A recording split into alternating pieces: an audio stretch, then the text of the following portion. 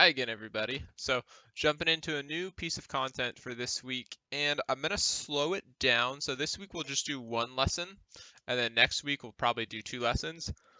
But topic 4 and 5 are probably the most crucial and critical parts of Math 7. So, I'm going to be a bit more strategic, make sure the parts that take a little bit longer to land we spend a little bit more time on, and make sure the shorter spots we can speed up on. But going to make sure we really hit topic 5 well. So, today we're going to be doing writing and solving inequalities with addition and subtraction. So I'm going to start with some Math 6 review, some kind of concepts you're going to need to access for this. So first, we're going to look at three statements. So first, statement 1's pretty simple. So let's say this whole thing, we are waiting for a bus. And so we'll draw kind of our bus, we'll draw a bus stop, and you are waiting here at the bus stop. So you can make three different statements. Statement 1, you could say, I will wait exactly 5 minutes for the bus to get here. So not really all that complex of a statement, but we could still use the assistance of our number line if you wanted. So, I mean, we can see from this that obviously if I said like x is equal to the number of minutes I wait, that if I were to come up with a statement that x is equal to 6, you would say, no, that's not true. We could also say x equals 7 is not a solution, x equals 8, x equals 9. Any number that is not exactly 5 on our number line would not satisfy. So we got kind of our x number line where x is the number of minutes I wait. And we got to find a way to basically say that 5 is the only solution to this problem. It's not 4, it's not 6, it's not 7, it's not 8. It's only 5. So what I'm going to do here is I'm going to put just one filled in circle. And that's really all I need. Like I've said, the solution is just x equals 5. And I could come here and I could very explicitly say that these other numbers aren't solutions to how long I'm going to wait for this bus, but it'd kind of be redundant. Like I could put a non-shaded region here at 8 and say it's not 8.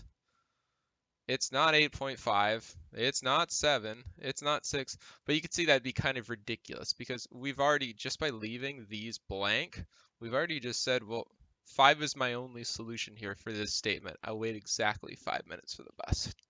All right, so let's tack on some complexity here. So what if I were to make it a statement where there's not one solution, there's multiple. So if I were to make this statement, I will wait 5 minutes or longer. So I'll come here, kind of populate my number line. So we can see from the statement, 5 minutes is an option and longer is an option. So what I want to start with is I essentially have 1 and then everything above statement 1 as well. So statement 1 was just, I will wait 5 minutes.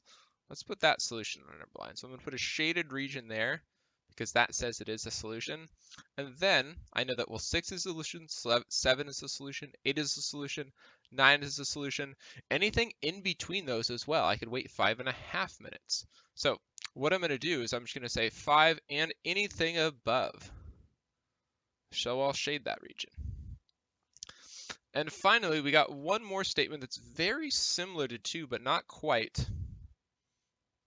Instead of saying 5 minutes or longer, now I'm saying I will wait longer than 5 minutes. So if I look at this, we'll have kind of our similar solution. 6, 7, 8, and we'll just put 4 here just for completeness. So we've got our solution of this shaded region here that said anything above 5 works, but 5 is not longer than 5 minutes. So we actually have to shade above, but we need a way to say that 5 is not part of our solution set. If it were 5 minutes, that would not satisfy what the statement said. So instead of a closed shaded circle here, I'm going to draw an unshaded circle to say this is not part of my solution set. If I went slightly above 5, it would be a solution, but exactly 5 minutes does not satisfy.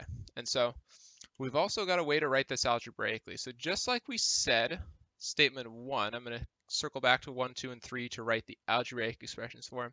But just like I said, statement 1, where x is equal to 5 is the solution, I could make this symbol that looks like this. I'm going to make the statement x is greater than equal to 5. And so remember when we went back to like the beginning of the year, we talked about this very briefly. If I had a statement like 8 is greater than 5, and we kind of related it to that alligator. So we said this is kind of like an alligator, and it's only gonna eat the juiciest of numbers. So the 8 is bigger, it's juicier, it's gonna eat the 8. So here we kind of truncate that. We combine them together and we say, well, x is greater, but it also could be equal. So we interpret this little line underneath, or equal. It's like half an equal sign below the inequality. So we've got our greater than, which signifies this part of our graph, and we also have, I'll write this in a different color, our or equal to. So that would signify this portion. So x is equal to 5, or it's greater than 5, this region here. And then we also got our third representation of it, where we say, well, x is only greater than 5. And so basically a rule of thumb here, people will tell you, like, memorize the rule of the closed circle, open circle.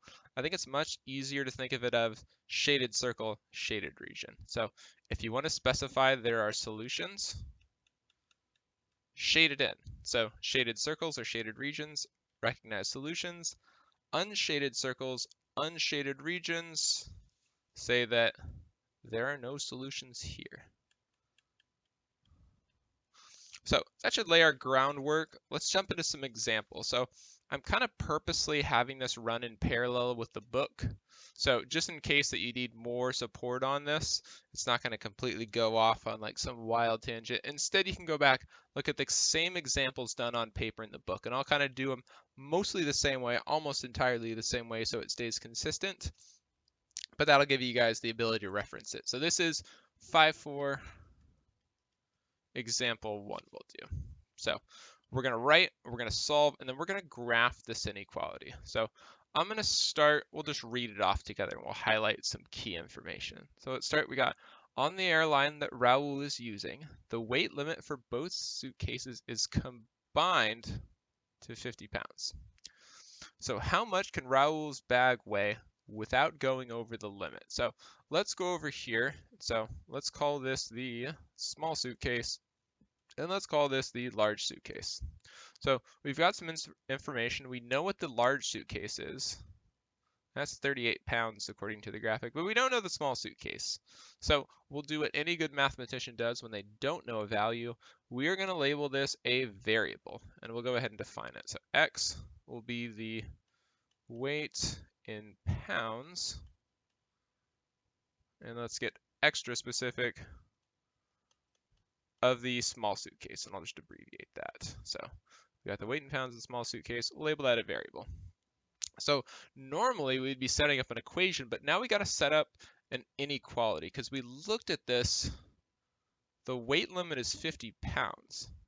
But they're not going to go through, they're not going to have a sensor and say, if your suitcase is not exactly 50 pounds, we are going to deny you from this flight. Instead, they're going to look at this as a maximum. So 50 pounds you cannot go over. So what we're going to write is we're just going to write like kind of this in a bit of like hybrid math sentence form, and then we'll kind of translate that into an equation. So I will say that the weight of the small suitcase plus the weight of the large suitcase, we'll call that the entirety of Raul's bags. We'll call that the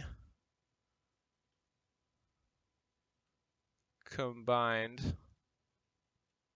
weight.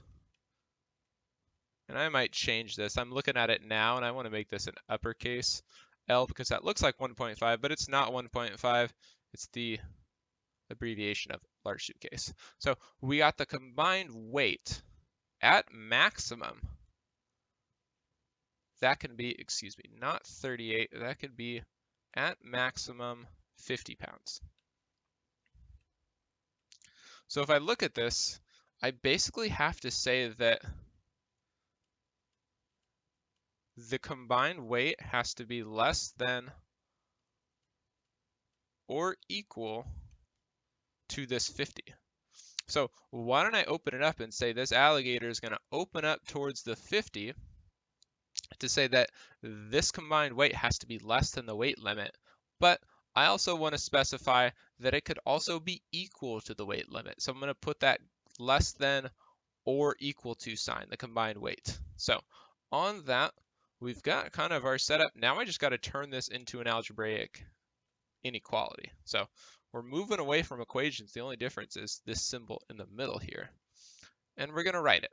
So I've got my small suitcase. We just said that weight is X. So small suitcase, that'll become X. Large suitcase, we said that's 38. So everything will basically just translate down X plus 38. And we said that combined weight has to be less than or equal to 50. So we've written our inequality. Now we go to town on it. So this is the part where things should become very familiar. So we're jumping back to kind of to all those steps we used to solve problems in the last section. So I've got my inequality, X plus 38 is less than or equal to 50. I'm going to move on to step 2. I'm going to solve it. So now we just apply the exact same steps we did if this were an equal sign. You can even imagine this is an equal sign if you'd like to. So we look at the variable. Variable is X. Well, it's being added 38, so let's sad map it. Let's undo addition, do the opposite operation. Let's do subtraction. Subtract by 38, and we'll bring that inequality symbol down. Our 38s cancel out. We just got inverse operations here. X comes down, 50 minus 38. We can easily do that. That's 12. And so now we can go back and say that this small suitcase is at max 12 pounds. And we could have solved this just with logic, but we're kind of setting up a framework to solve harder problems. So our job is almost done. Let's just contextualize it really quick. So what I'm going to do here is I'm just going to make a quick number line, and we'll translate it onto a graph just like we did when kind of outlining those Math 6 concepts. So I'm going to go ahead first. We'll jump back down to our graph. So this will be our number line for X, the number of pounds in the small suitcase of what it could possibly be. So let's start with our bottom portion, the or equals to. So let's start with, remember we got less than or equals to. So let's start with the or equals. So if X were equal to 12, which is part of our inequality, that line underneath signifies that, we could just shade in 12 to say that's the solution. So now we just got to say, do we shade to the left or do we shade to the right? And we say, well, X has to be less than 12 because this is opening up towards the 12, so it's saying the 12 is bigger. Again, we could draw our little alligator symbols to help us rationalize that. But X is less than 12, so we just shade here to the left, the less than region. And if we'd like to, we can get even more specific because we know we can't go into the negative region. We can't have like an antimatter suitcase. So we could also say that we'll leave kind of an open circle at 0 to say we couldn't have a zero weight or negative weight suitcase and kind of not shade anything to the left of that. But that's getting a little more fancy than we need to. And last thing I'll show you is we'll just do a quick check step. So all I'm going to do for my check step is I've actually got a ton of solutions to check. So I'm just going to choose a random solution in here. So from this graph, we see that 6 is within the shaded region. Let's just try a suitcase of 6 pounds and see if we're in the clear. So I've got my original inequality, X plus 38 is less than or equal to 50. And we'll just try the solution here and see if it works. So this graph says that 6 is a solution to this, that 6 will be under the weight limit. Let's check. So plug in X is equal to 6, I get 6 plus 38 is less than or equal to 50. And we'll try it. 6 plus 38, that should give me 44. And is that less than or equal to 50? It is. So we can go ahead and say we've checked our work, we are good to go. So kind of our final step, We've got our inequality. This was just a check, so let's make sure that doesn't get mixed up in there. And we've got our inequality solution. So x is less than or equal to 12. All right, let's jump into a little bit of a harder example now. So first one, we kind of set the groundwork. Let's try setting up a harder inequality now. So let's read off the question first. So we got the weather forecast predicted that the evening temperature could get as low as negative 12.5 degrees Fahrenheit. And we kind of got that in graphical form. So kind of interchangeable sentence. Temperature is going to get as low as negative 12.5 degrees Fahrenheit, which is pretty darn cold. So between afternoon and evening, the temperature dropped by 7.5 degrees. So we don't know the temperature in the afternoon. So let's say afternoon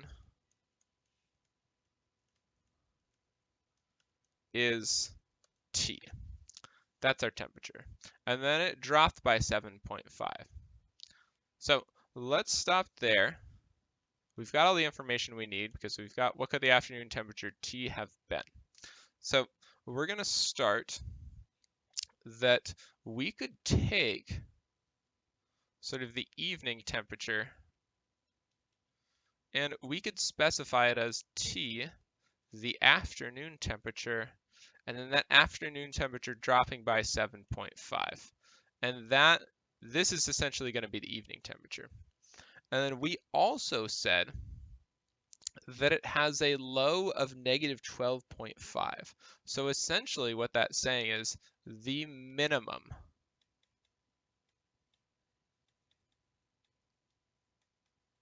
is negative 12.5. So another way of saying that, it has to be equal or greater to that temperature. So what we can do here is we can set up that inequality and say, well, this evening temp, it has to be greater than or equal to what the low is. So we set this up here, negative 12.5, and we've got our inequality. So you may need to slow this down because this one is a little bit trickier to parse through. But we've got our inequality written.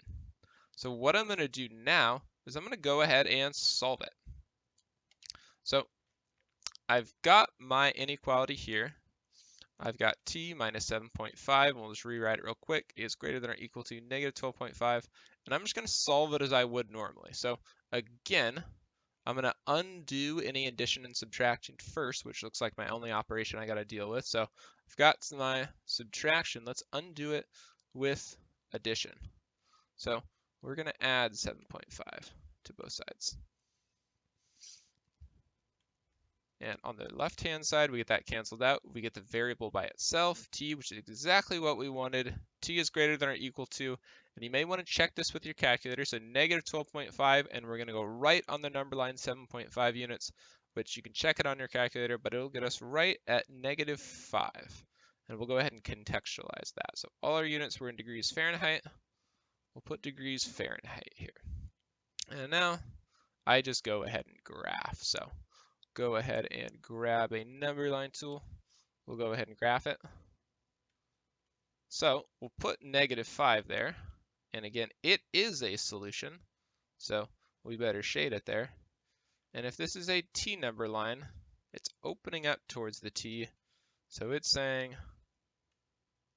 the t is greater. So we are going to shade towards the right, the greater region. So we can see possibilities. It could be negative 4 degrees, it could be negative 5, negative 3, negative 2, negative 1, 0. It could be up here, it could be very far up. It could be really any temperature we want, reasonably. Probably not likely given that this is the low, but we've got this range of temperatures now. So I want to show one more example, just kind of solving. This one's not really a setup, it's more just a solution problem, but we'll just do this, kind of see those properties of adding and subtracting fractions hold true. So we'll just go ahead and solve this, graph it really quick, just one more example in case you need it. So we got x minus 1/2 is less than negative 2/3. So here, again, we've got addition or subtraction. We can treat this inequality just like we did with our properties of sort of adding and subtracting, dividing and multiplying across an equal sign. And we'll just undo our operations till we whittle back to our variable. So see my negative or my subtract by 1/2, both are kind of interchangeable. Do the opposite operation, add 1/2. And you can easily do this in our calculator, but I just want to show you that you can do it without it. So these cancel out. You're just left with x. And let's deal with what we have on the right-hand side. So I'll draw a little separator line to give us some room. So we got -2/3 plus 1/2. And we can add these, but we got to make them like denominator. So we will make this multiply by 2 on the top. We get -4/6. Just kind of scale it up. Here, let's make this in 1/6 as well. So plus 3/6.